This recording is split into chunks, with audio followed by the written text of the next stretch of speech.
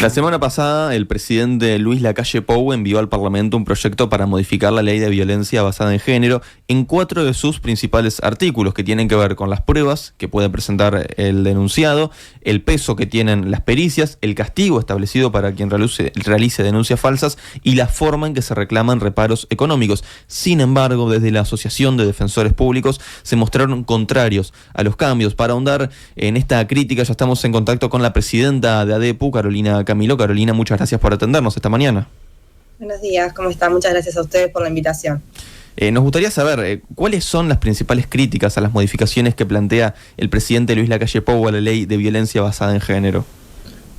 Bueno, como asociación, cuando recibimos las noticias de esta propuesta, lo primero que pensamos es, que el Poder Ejecutivo se estaba perdiendo la oportunidad de poder de una vez por todas saldar la deuda política que tiene todo el sistema político con la ley 19.580 en cuanto a otorgarle los recursos. Este es el último año de mandato y había un compromiso por su implementación, ¿no? Por implementar esta ley. Y bueno, la verdad que nos vimos sorprendidos por las modificaciones que se pretende.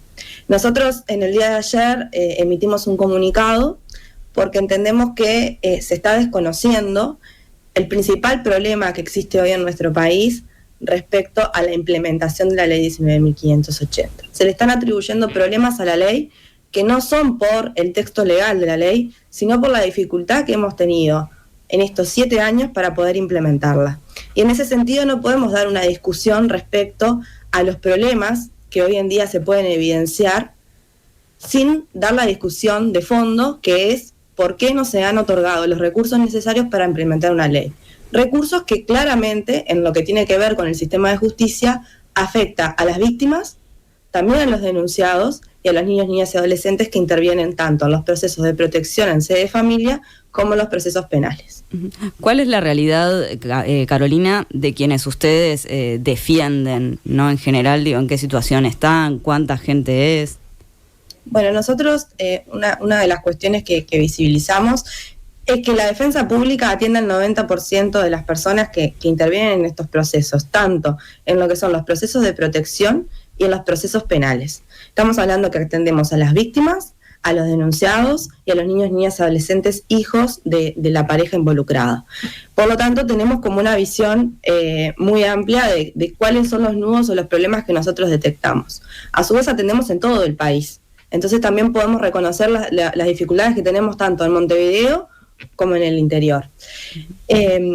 Actualmente lo que sucede es que no se ha implementado esta ley. Eso es algo que es un consenso, digo. Estamos todos de acuerdo de que los recursos necesarios no se han otorgado y que la ley no se está aplicando.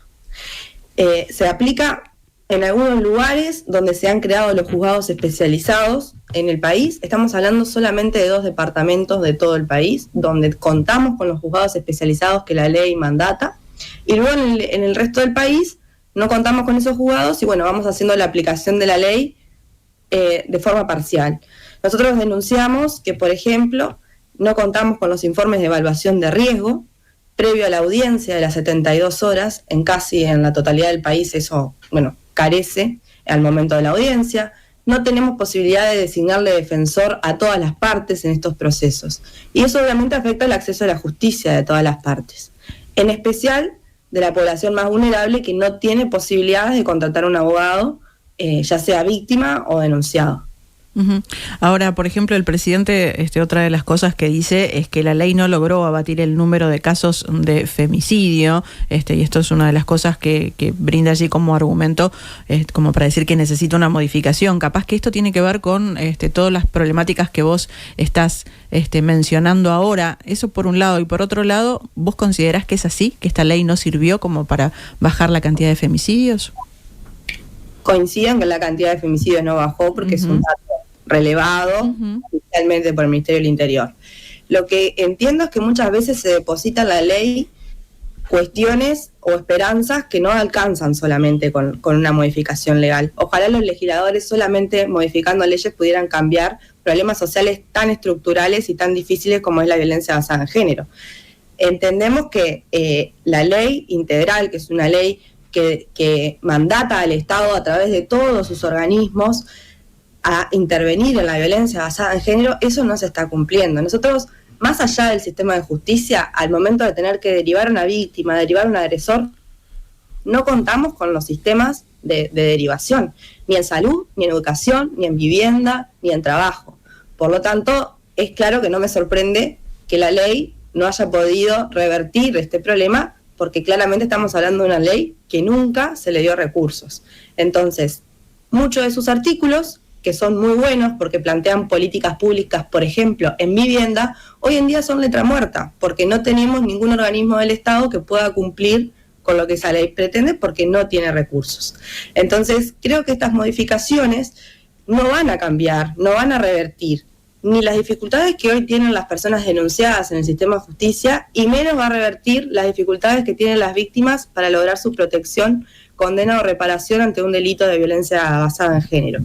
Entonces, bueno, por eso decimos, si vamos a dar esta discusión, demos la discusión desde el problema más importante que hoy tiene la ley y del cual estamos todos de acuerdo. Más allá de las polémicas de estar a favor o en contra de las reformas, hay una unanimidad de que esta ley no tiene recursos. Entonces, bueno, discutamos desde ese lugar.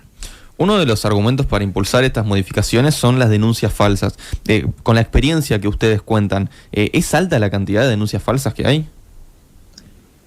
Otro de los problemas es no contar con datos. No hay datos que nos puedan relevar diferentes circunstancias o situaciones respecto a la implementación de una política pública como es la Ley 19.580.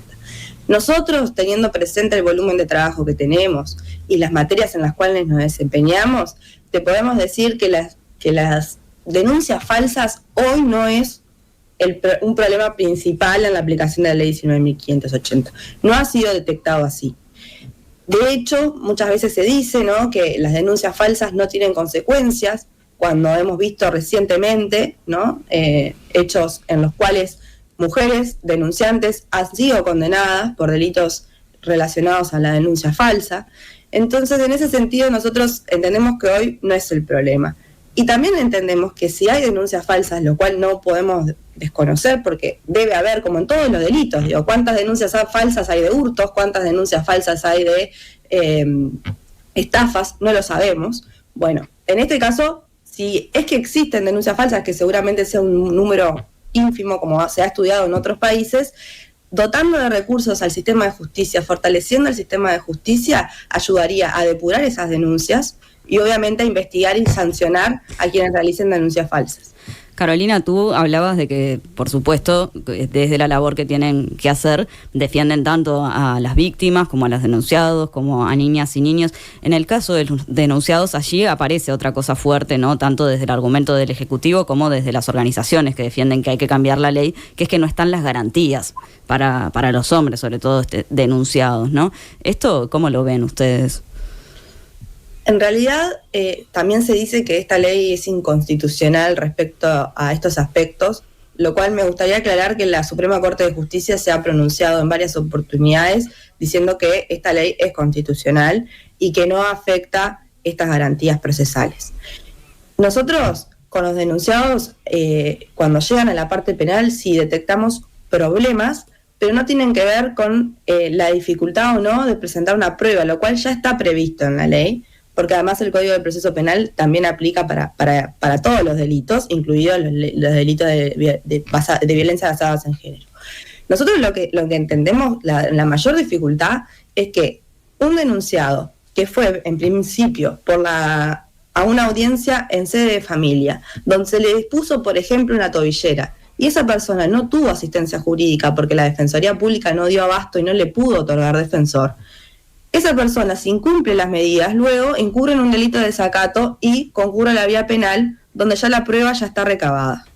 Entonces, lo que nosotros advertimos es que muchas veces, si esa persona hubiese tenido un abogado en su momento, seguramente se hubiese evitado, en muchos casos, que esa persona incumpliera las medidas. Porque hay veces sí que sucede por desconocimiento, hay veces que sucede porque hay una voluntad de incumplir las medidas. Obviamente que hay situaciones distintas, pero sí advertimos esas dificultades. Entonces, la parte penal, estamos de acuerdo, tiene que ser de última ratio, tiene que ser lo último, pero la persona tiene que tener tiene que tener asesoramiento desde el principio, ¿no? De la primera intervención judicial, para también evitar que luego muchos resulten condenados por delitos, los cuales no tuvieron la oportunidad de ser asesorados. Ahora, en ese sentido, si es por falta, ¿no?, de defensores de oficio, se puede decir que faltan garantías en otros tantos casos. A ver, el sistema de justicia debilitado afecta la garantía de todas las partes. Hoy el sistema de justicia no da garantías a ninguna de las partes, porque obviamente la falta de recursos repercute en eso, en atrasos, en que hay etapas procesales que no se pueden cumplir, en que los defensores estamos colapsados, porque obviamente si yo tengo 8 o 9 víctimas para atender por día, es claro que la calidad que le estoy dando de atención no es la que se merecen, casos tan complejos como vemos día a día. Entonces, nosotros reconocemos que hay graves dificultades que afectan las garantías procesales de todas las partes. Entonces, no entendemos por qué poner el foco solamente en una cuestión que para nosotros no es hoy el verdadero problema de la implementación de la ley 19.580 y que con recursos todo esto tendría una solución. Uh-huh. Ahora, Carolina, sí. ¿Por qué creen que el sistema político no otorga el presupuesto necesario para esto? La cuestión de recursos y sistema de justicia es algo que viene hace muchos años y no desde este periodo de gobierno. Nosotros siempre, cuando tenemos las etapas presupuestales, manifestamos esto, reconocen, ¿no?, las carencias que existen. Al Poder Judicial no se le ha incrementado su presupuesto, pero sí se le ha incrementado su trabajo con diferentes leyes, como es esta ley, la ley 19.580, y bueno, eso habría que preguntárselo al sistema político. El problema es que las consecuencias la pagan las personas, y sobre todo las personas más vulnerables, porque también recientemente hemos visto casos donde las personas que son denunciadas o las personas que son víctimas, si cuentan con recursos, claramente su pasar por el sistema de justicia va a ser con determinadas garantías.